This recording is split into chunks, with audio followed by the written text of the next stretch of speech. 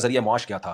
نبی صلی اللہ علیہ وسلم نے بچپن میں بکریاں چرائی ہیں اجرت پہ، اور نبی صلی اللہ علیہ وسلم کی صحیح حدیث سے فرمایا کہ کوئی پیغمبر ایسے نہیں گزرے جنہوں نے بکریاں نہ چرائی ہوں۔ تو شروع میں آپ کا ذریعہ معاش بکریاں چرانا بھی تھا، اس میں بڑی حکمتیں تھیں۔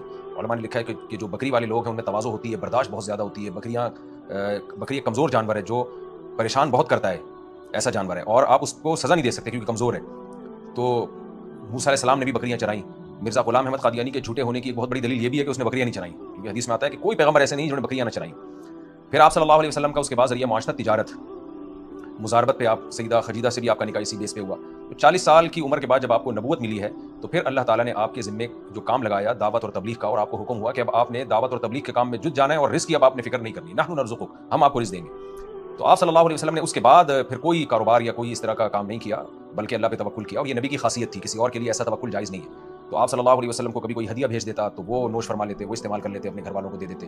اور دوسرا جعل رزقی تحت ظل رمحی، جو مال غنیمت میں مال آتا وہ آپ صلی اللہ علیہ وسلم اپنے اور اپنے گھر والوں کے لیے استعمال کرتے، مگر اس میں بھی آپ نے بے انتہا قناعت کی ہے۔ صبح مال آتا تو شام تک زیادہ وہ صدقہ کر دیتے تھے، اور بچتا کچھ نہیں تھا۔ شام کو مال آتا تو صبح تک صدقہ کر چکے ہوتے تھے وہ سارا۔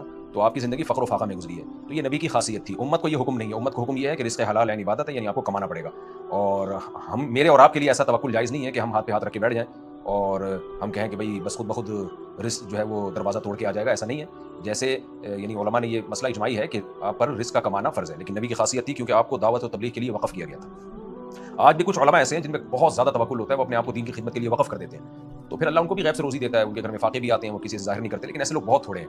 اور بعض دفعہ توکل نہیں ہوتا تو اس کے سائیڈ افیکٹ بھی ہوتے ہیں، پھر وہ سائیڈ افیکٹ یہ ہوتے ہیں کہ آپ دوسروں کی جیبوں پہ نظر رکھنا شروع کر دیتے ہیں۔ تو نبی کا جو طریقہ تھا وہ میں نے